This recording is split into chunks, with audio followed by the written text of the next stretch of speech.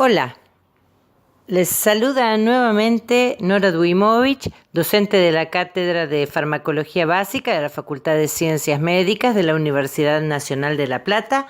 En esta oportunidad, para contarles en un video perteneciente al tema de farmacocinética una historia y tratar de develar una incógnita de ¿por qué se llama volumen de distribución aparente? Bueno, para tratar de explicar esto, vamos a empezar primero contando una historia. Bueno, cuando nosotros compramos la casa en la que vivimos, nos dimos cuenta que en el patio había un tanque cisterna para juntar agua de lluvia para regar las plantas. Y quisimos averiguar la capacidad de colección de agua de ese tanque cisterna. Queríamos saber cuál era el volumen de líquido que podía albergar esa cisterna.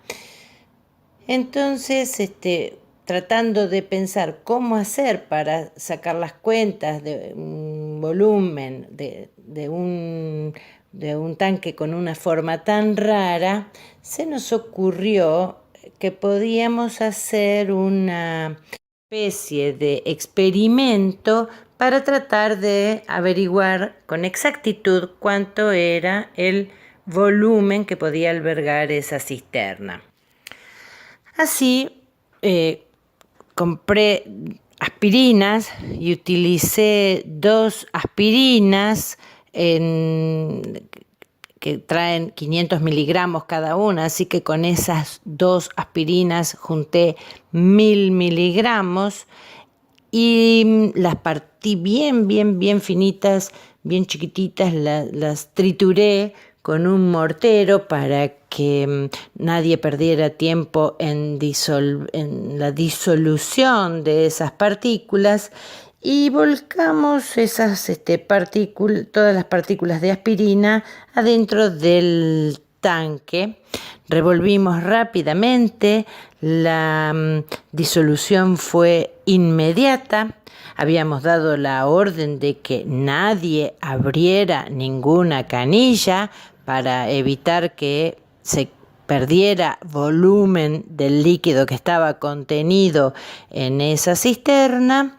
Y al ratito sacamos muestras, juntamos 1 litro de agua con aspirina diluida de 3 sectores. 1 litro lo juntamos de la parte superior, 1 litro de la parte media y 1 litro de la canillita de abajo.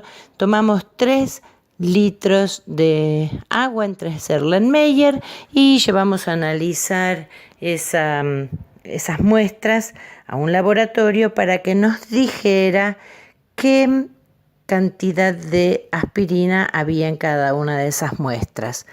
Bueno, a los pocos días nos dieron el resultado y el resultado era en las 3 muestras lo mismo.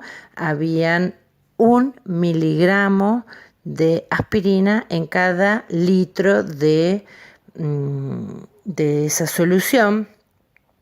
Así que pudimos hacer, por una regla de 3 simple, el cálculo sencillo para ir descifrando cuánto volumen había. Y sacamos esta cuenta. Dijimos, si 1 miligramo está disuelto en 1 litro de solución, los 1000 miligramos que echamos nosotros, ¿en cuántos litros de solución van a estar? La cuenta es sencilla y nos dio 1000 litros.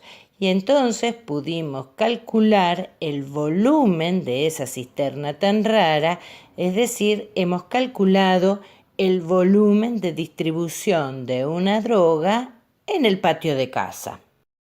Además de hacer la cuenta por regla de 3 simple, podríamos haber utilizado la fórmula para calcular el volumen de distribución que relaciona a la dosis con la concentración, de ahí que volumen de distribución es igual a dosis sobre concentración.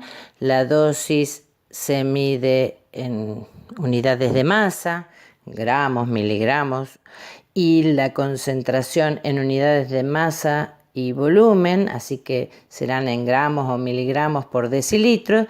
Entonces, al tachar gramos con gramos o miligramos con miligramos, la unidad de capacidad pasa a ser la unidad de nuestro volumen de distribución, en esta oportunidad expresado en litros. Pero bien, me gustaría dejar en claro algunas consideraciones con respecto a nuestro experimento en el patio de casa. Tener en cuenta que la disolución de la droga fue instantánea, no se perdió tiempo, ya la habíamos triturado antes, pero la disolución fue instantánea de la aspirina en todo el tanque. Fue homogénea, en las 3 muestras obtuvimos la misma cantidad, no importaba de dónde hubiéramos sacado las muestras para llenar los Erlenmeyer. Parece tiene una forma rara, pero en realidad es un tanque que se llama monocompartimental porque están comunicadas, es un solo tanque y tiene una característica más, que es que no se perdió nada de agua porque habíamos prohibido abrir cualquier canilla para que no hubieran pérdidas. Así que esas 4 características, disolución instantánea, en forma homogénea, en un modelo monocompartimental y sin pérdidas, nos permitió obtener el volumen de distribución real de una droga. Bueno, y el éxito de nuestro cálculo nos envalentonó para emprender una serie de experimentos, pero esta vuelta en humanos. Así que conseguimos un voluntario que prestara su organismo para que le inyectáramos 1000 miligramos de aspirina. Otro voluntario tomaba con un cronómetro, tomaba el tiempo, y había otro voluntario que del otro lado iba tomando las muestras de sangre a medida que iba pasando el tiempo. Bien, pusimos en marcha el cronómetro y empezó nuestro experimento. En el mismo momento en que alguien le inyectó los 1000 miligramos de aspirina en la vena de la mano del brazo, de la mano izquierda, un voluntario le tomó una muestra de sangre en una vena del pliegue del codo del brazo derecho. A esa muestra la llamamos muestra número 1. Antes de mandar la muestra a analizar, ¿podrían decirnos, anticiparnos cuánto creen que había de concentración plasmática de droga en la muestra número 1? Bueno, creo que todos habrán adivinado. La respuesta es 0. No había llegado la droga al brazo derecho, al pliegue del codo del brazo derecho, porque recién estaba ingresando por el territorio venoso del miembro superior izquierdo, debía llegar por vena cava, tenía que llegar al corazón derecho, pasar por la circulación menor, volver por las venas pulmonares hacia las cavidades izquierdas, recién después salir por la arteria aorta, pasar por todas las arterias del organismo y recién después nosotros íbamos a encontrar la droga en el momento en que íbamos a sacar sangre en el pliegue del codo del brazo derecho. Pero todo eso demanda un tiempo que todavía no había pasado, era nuestro tiempo 0. Bien, entonces decidimos planificar muy bien las extracciones de las muestras de sangre y planificamos una a los 8 minutos de haber empezado el experimento, otra a los 10 minutos, tomamos una tercera muestra a los 20 minutos, otra a los 40 minutos y otra cuando se cumplió 1 hora de haber iniciado todo, es decir, a los 60 minutos. Los valores que obtuvimos en cada una de estas muestras son el valor que corresponde al punto de azul, rojo, verde, amarillo y fucsia, que son los valores en miligramos por litro que obtuvimos de concentración plasmática. Muy bien, teníamos dosis y concentraciones plasmáticas varias para sacar el volumen de distribución. Entonces decidimos hacer la cuenta y dijimos, vamos a escribir la dosis, que eran 1000 miligramos, dividido la concentración plasmática.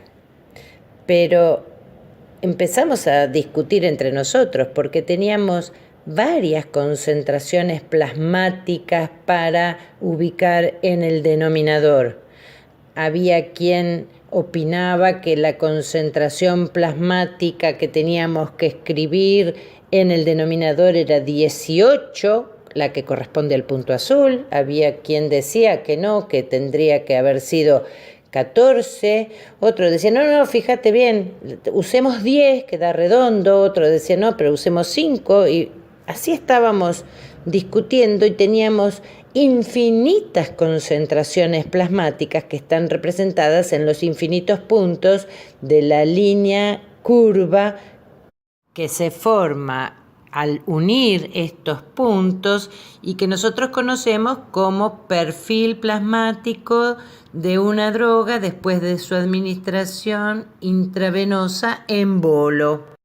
La discusión no era en vano porque estábamos peleando a ver quién tenía razón y si no nos poníamos de acuerdo en algo, tendríamos que haber encontrado múltiples valores de volumen de distribución, porque una cosa es dividir la dosis de 1000 miligramos dividido 18 miligramos por litro, por ejemplo, o otro volumen de distribución o otra cuenta va a dar 1000 miligramos dividido 5, utilizando 5 miligramos por litro como concentración plasmática.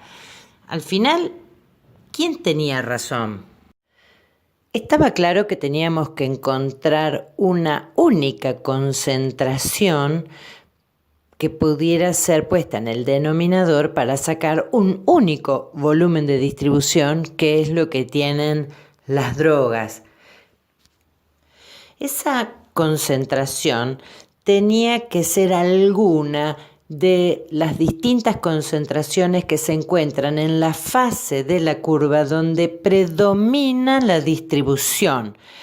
Y hacemos énfasis en decir donde predomina la distribución, porque ya sabemos que todos los procesos farmacocinéticos son simultáneos.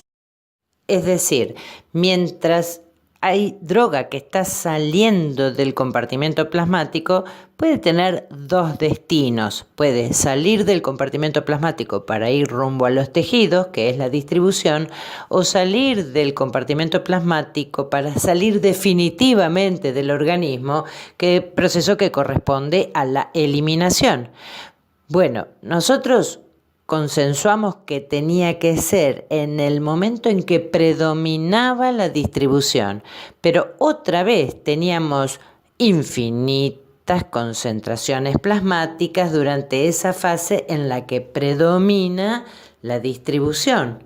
¿Cómo nos pusimos de acuerdo finalmente? Bueno, hicimos una trampa, un artilugio matemático de considerar que en el mismo momento en que habíamos administrado la droga por vía intravenosa, es decir, en el tiempo cero, toda la droga se había distribuido y recién a partir de ese momento se iniciaba el proceso de eliminación, cosa que es totalmente falsa, porque mientras se está distribuyendo la droga hay moléculas que se van eliminando y también mientras se está eliminando la droga todavía siguen habiendo moléculas que se están distribuyendo.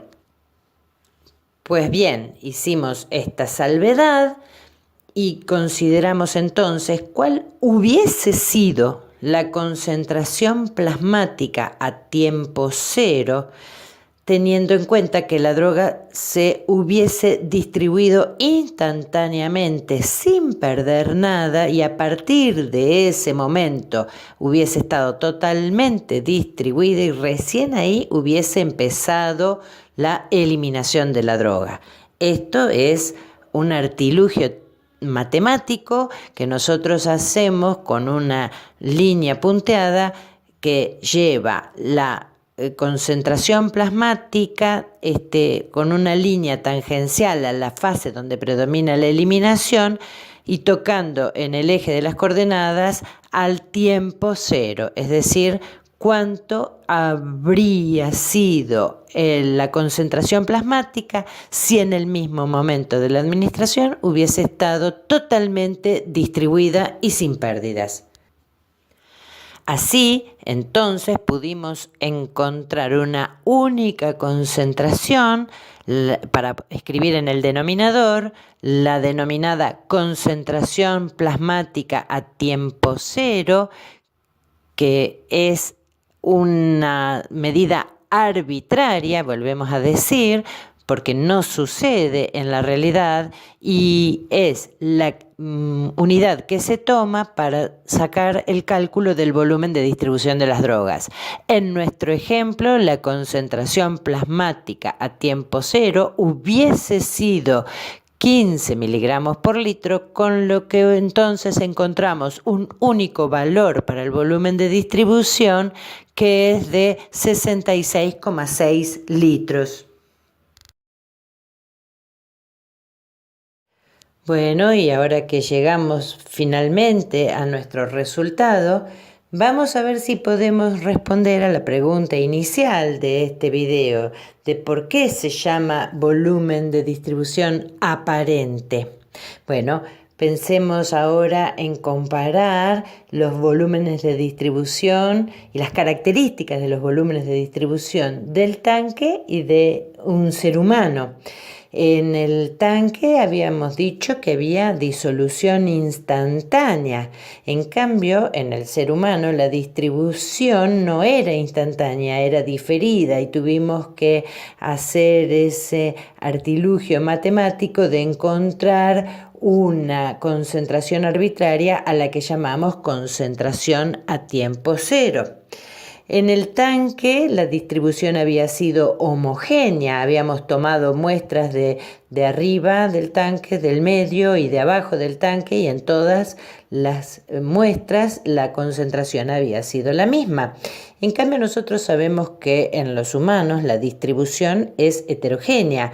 Hay tejidos que están más perfundidos, a los que les llega más droga, se les ofrece más droga, y tejidos que tienen un flujo plasmático menor y que no tienen capacidad de recibir esa droga. Además, las presencias de distintas proteínas tisulares que harán que alguna droga quede más atrapada, digamos así, en algún tejido o en otro. Francamente, la distribución no puede ser nunca, la distribución tisular de las drogas nunca puede ser homogénea, es francamente heterogénea.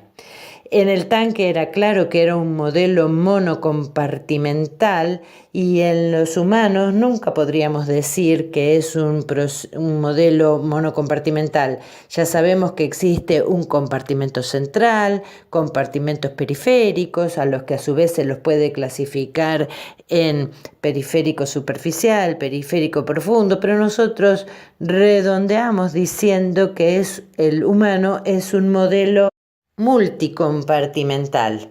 Y por último, bueno, en el tanque recuerden que no había habido ninguna pérdida y en el humano se van produciendo discretas pérdidas aún incluso mientras se está distribuyendo la droga, y si le hubiésemos administrado por vía oral todavía más pérdidas hubieran habido mientras estaban ingresando todavía moléculas desde el área de absorción.